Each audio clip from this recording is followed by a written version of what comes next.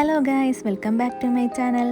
മന്തി ഇഷ്ടമല്ലാത്ത ആരല്ലേ ഉള്ളത്? അപ്പോൾ ഇന്നൊരു മന്തിയുടെ റെസിപ്പി വീട്ടിൽ തന്നെ ഉണ്ടാക്കിയാലോ നമുക്ക്. മന്തി ഉണ്ടാക്കാനായിട്ട് ഇതേ ബസ്മതിയുടെ ഗോൾഡൻ സെല്ല റൈസാണ് കേട്ടോ എടുത്തിട്ടുള്ളത്. 3/4 കിലോ അരി ഇപ്പോൾ എടുത്തിട്ടുണ്ട്. ഇത് നമുക്ക് നന്നായി കഴുകി 1 മണിക്കൂർ കുതിർത്തി വെക്കാം. ഇനി കഴുകി വെച്ച ചിക്കനിലോട്ട് ഏലക്ക, പട്ട, ഗ്രാമ്പു, തക്കോലം, പിന്നെ കുരുമുളക്, പിന്നെ വലിയ ജീരകവും, പിന്നെ 2 മാഗി ക്യൂബും ഇട്ട് കൊടുക്കാം. പിന്നെ ദേ ഒരു ഡ്രൈ ലെമണും കൂടെ ചേർത്ത് കൊടുക്കാം. അതിനുശേഷം 2 മീഡിയം സൈസ് സവാള അരിഞ്ഞതും, ഇഞ്ചിയും വെളുത്തുള്ളിയും ചതച്ചതും, പിന്നെ മല്ലിയിലയും, പിന്നെ കുറച്ച് കുഞ്ഞ് ക്യൂബ്സ് ആയിട്ട് അരിഞ്ഞ ക്യാപ്സിക്കവും ഇട്ട് കൊടുക്കാം. പിന്നെ ദേ 3 പച്ചമുളക് ഇതുപോലെ വരഞ്ഞിട്ട് ഇട്ട് കൊടുക്കാം. പിന്നെ കൂടാതെ ഇതിലോട്ട് കുറച്ച് മല്ലിയും കൂടെ ഇട്ട് കൊടുക്കാം. ഇനി ഇതിലേക്ക് സാദാ മുളക് പൊടിയും പിന്നെ കളറിന് ആവശ്യമായിട്ടുള്ള കാശ്മീരി മുളക് പൊടിയാണ് കേട്ടോ ചേർത്ത് കൊടുക്കുന്നത്. വേറെ ഫുഡ് കളേഴ്സ് ഒന്നും ആഡ് ചെയ്യുന്നില്ല. ഇനി ഇതിലേക്ക് ആവശ്യത്തിനുള്ള ഉപ്പും ആവശ്യത്തിന് ഓയിലും കൂടെ ഒഴിച്ച് നന്നായി കുഴച്ച് മിക്സ് ചെയ്ത് ഒരു 15 മിനിറ്റ് റെസ്റ്റ് ചെയ്യാൻ വെക്കാം. ഇനി ഇത് അടപ്പത്തോട്ട് വെച്ച് ഒരു ഭാഗം ആവുന്നത് വരെ നമുക്ക് ഇത് മൂടി വെച്ച് വേവിക്കാം. അപ്പോൾ ദേ ഈ ഭാഗം ആയിട്ടുണ്ട്. അപ്പോൾ നമുക്കിതെല്ലാം തിരിച്ചിട്ട് കൊടുക്കാം. എന്നിട്ട് ഒന്നും കൂടെ വേവിച്ചെടുക്കാം.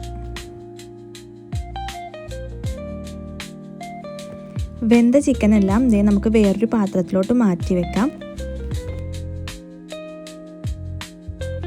എന്നിട്ട് ദേ ചിക്കൻ വേവിച്ചെടുത്ത മസാലയിലോട്ട് നേരത്തെ കുതിർത്ത് വെച്ച നമ്മുടെ സെല്ല റൈസ് ഇട്ട് കൊടുക്കാം. ഇതിന് പാകമായിട്ടുള്ള വെള്ളവും ചേർത്ത് കൊടുക്കാം. ചൂടുവെള്ളമാണ് ഇവിടെ ഞാൻ ചേർത്ത് കൊടുക്കുന്നത്. അരിക്ക് ആവശ്യമായിട്ടുള്ള ഉപ്പും കൂടെ ചേർത്ത് നല്ലതുപോലെ ഇളക്കി മൂടി വെച്ച് നമുക്ക് അരി വേവിച്ചെടുക്കാം. അരി ഒന്ന് വേവുന്ന സമയം കൊണ്ട് നമുക്ക് ചിക്കൻ ഒന്ന് ഗ്രില്ല് ചെയ്തെടുക്കാം. ഗ്രില്ല് ചെയ്യാൻ വേണ്ടിയിട്ട് ഒരു പാത്രത്തിലോട്ട് മുളക് പൊടി, അതായത് കാശ്മീരി മുളക് പൊടിയാണ് എടുക്കുന്നത്, പിന്നെ ഉപ്പും കുരുമുളക് പൊടി, മഞ്ഞൾപ്പൊടി, പിന്നെ ആവശ്യത്തിന് നാരങ്ങാനീരും കൂടെ ചേർത്ത് ഒരു മസാല ഉണ്ടാക്കി എടുക്കുന്നുണ്ട്.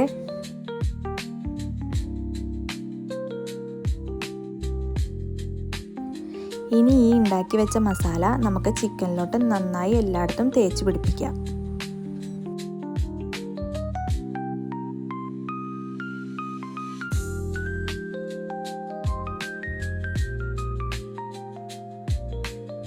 ചൂടായി വന്ന ചട്ടിയിലേക്ക് നമുക്ക് ചിക്കൻ കഷ്ണങ്ങൾ ഓരോന്നായി വെച്ചു കൊടുക്കാം.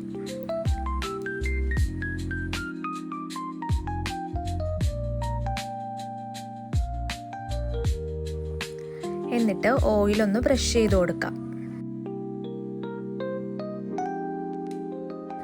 അരി ദേ വെന്ത് വന്നിട്ടുണ്ട്. നമുക്കപ്പോൾ ഗ്യാസ് ഓഫ് ചെയ്ത് അത് മാറ്റി വെക്കാം. ചിക്കൻ ദേ ഒരു വശം മുരിഞ്ഞു വന്നിട്ടുണ്ട്. അപ്പോൾ നമുക്കെല്ലാം അത് തിരിച്ചിട്ട് നേരത്തെ ചെയ്തതുപോലെ ഓയിലൊന്ന് ബ്രഷ് ചെയ്ത് കൊടുക്കാം.